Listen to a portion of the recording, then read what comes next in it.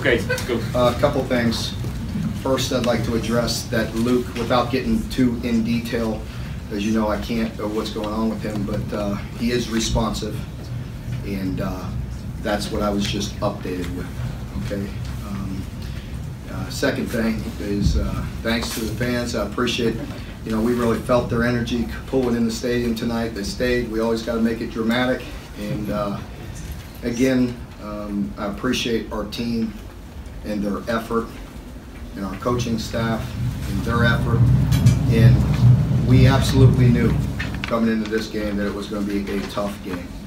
And the first thing I told our team last Monday was I read off scores from a year ago, and you know, we were in a similar situation to them. And I know Barry and the way he coaches and the guys on their staff, they had 2 weeks to prepare and get better, and they played an exceptional game, and I want to credit them. So, you know, that's the first thing, and I want to credit our team with finding ways to win and responding to adversity.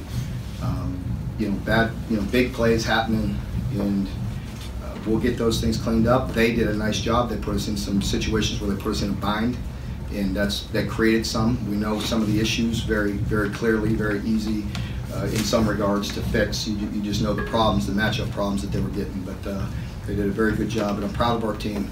I'm proud of our fight and our effort. This bye comes at a perfect time for us. We absolutely need it at this point.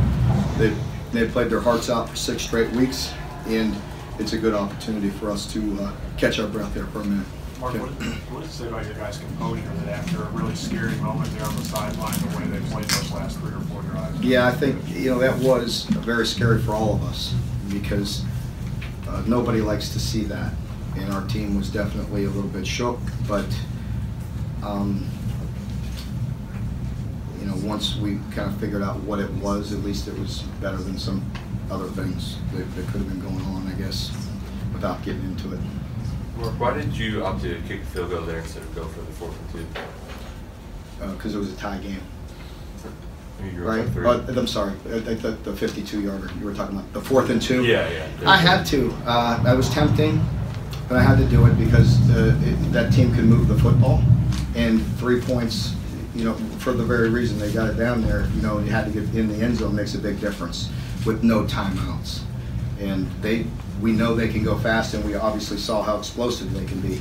So I just felt like we had to do it. It was tempting, but it not at 2. You know, if it was 4th and 1, then you may make them try to drive the length of the field if you don't make it. But, you know, I think 6 was big, and you had to make them, you know, score the touchdown. Mark, did you see what was happening at all before that final Missouri play? It seemed like the ball took a long time to be placed, or someone may have dropped it. What was kind of going on that last At the play? end there? Yeah. I don't know what was going on. So.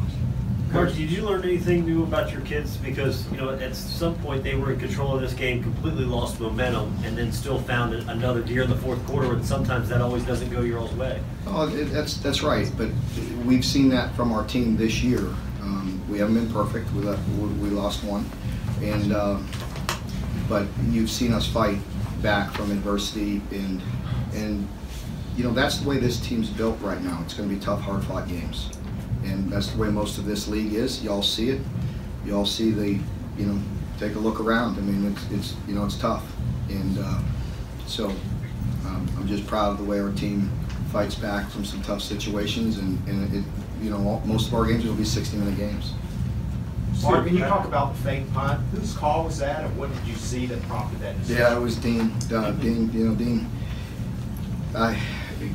Luckily, your gut was right again. But, I was hesitant, and he said, "What do you think?" And I said, "Do it," and it worked. So that was big. It was a big play in the game.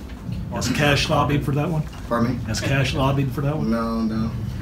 That was between Dean and I. Can you talk about the record Austin set tonight? Yeah, just proud of him. Just, you know, so proud of him. And what about the 53-yarder he made again, you know, in a tie game? That was a big kick, and he's meant a lot to our program and been steady, and I wouldn't trade him. Mark, was there a common theme on their deep balls that they had going tonight, or was it individual? No, it was a few things. They were putting some stress on us, as you could tell. When we were rolling up in the corner, that was creating some of the big plays down the middle, and the one that they hit through the middle there on number 3 vertical. And then when we were playing different coverages where we were soft cornered, they ran by us a couple times. So, they put that stress on you. And, the one in the long one they hit up the chute there, they were doing something that put a little stress on our back side. And anyway, I'm getting too technical. We had to take another man out of the rush, and you can't, and that wasn't good in that situation because he had too much time to throw it. Mark, it seems like you guys had a lot of guys banged up today, and I know going into this you did. Does this bye come at the perfect time for you guys? Absolutely, yeah, we do. The guys have really worked hard. We've been in 6 stressful games, and they've worked hard during the week. We've had some hot weeks here lately in practice, and the guys have really worked hard, and they definitely need a little time here this week, mentally as much as anything. Even through 36 times tonight, what do you think of the way he played? Really, really tough. I saw him picking himself up off the field several times, and I saw him have tough runs at times, and just doing what he had to do, and really, played some very good football and put us in a position once again to win the game. Mark, what goes through a head coach's mind when he sees his starting quarterback trying to leap over a guy? I was all for it at that point. Yeah. But he's so coachable and so good, because in a game like that, we know every first down, every yard was mattering, that matters. And when he pulled it earlier and he slid, and I was like, hey, now, don't leave us with 2nd and 2 or 3rd and 2. Go get that. And he did. The next time he went all out, and that's what you have to love about him. Mark, your defense gave up the big plays, and somewhat your offense answered with some big plays of its own tonight. How nice was that for you to see some of those big plays on your side? It was beautiful, to see, that the offense respond. And as I've said in here, and you all have heard me, and you could quote me, that we, the strength of our team is our team, and that's not coach speak BS. That's the truth. We do what we have to do to win games. One week, maybe all 3 sides aren't hitting on all cylinders. Tonight, if we didn't have the big offensive plays and they didn't score points, we wouldn't have won the game. And so, in other times, other games, the defense had to step up, or special teams, and we're all in this together. It's a great group.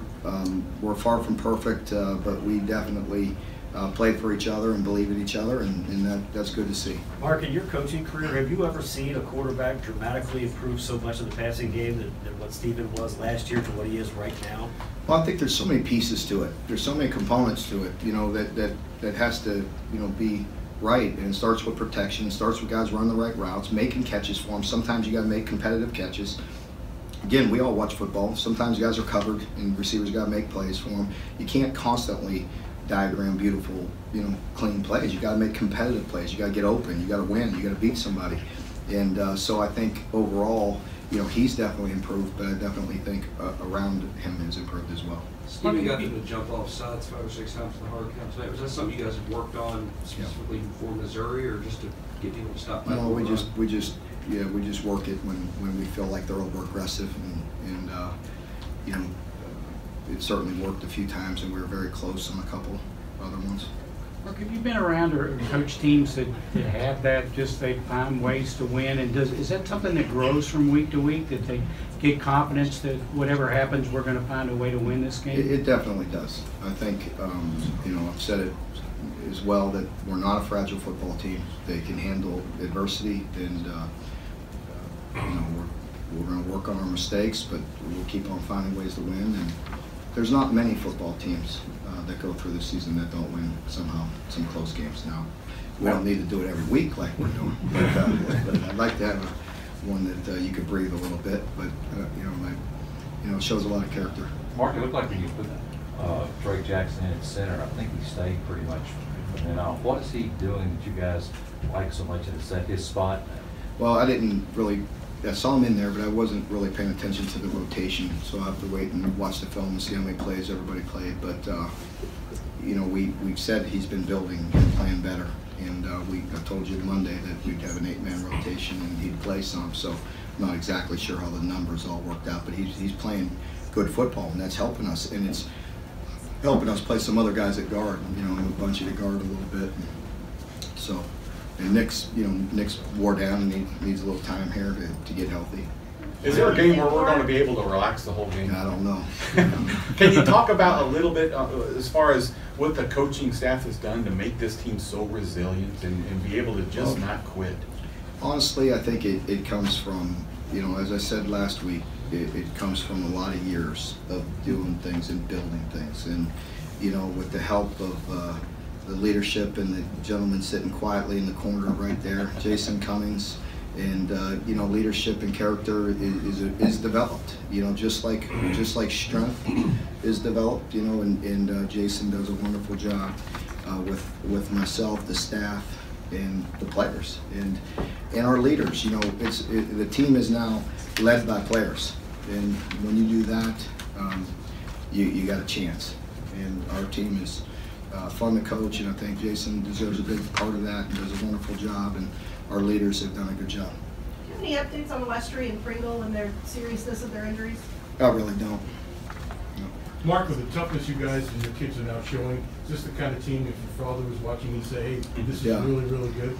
It would be, and you know, ironically you asked that question. My old high school coach, he's legendary, Don Butchie. He was the head coach that my father worked for 30 years. And he was tough as nails. He's not in here now, but he is tougher than nails. This is, you know, you're thinking I'm exaggerating. I'm gonna pull Mike Leach right now and randomly just talk. But